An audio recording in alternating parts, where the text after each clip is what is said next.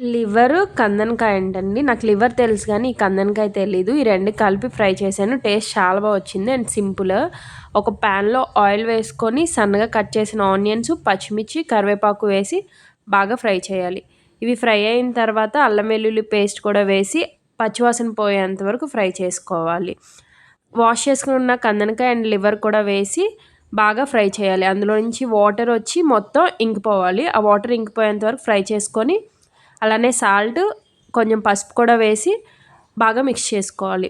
ఇలా 10 మినిట్స్ పాటు ఫ్రై చేసుకున్న తర్వాత టేస్ట్‌కి సరిపడా కారం, పెప్పర్, అలానే జీరా పౌడరు, ధనియా పౌడరు, గరం మసాలా అవి కూడా వేసుకొని ఇంకో 10 మినిట్స్ పాటు ఫ్రై చేసుకోవాలి.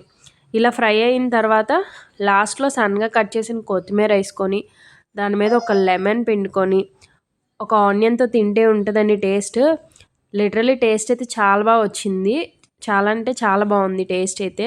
నేను ఫస్ట్ టైం తిన్నాను. టేస్ట్ అయితే చాలా బాగుంది.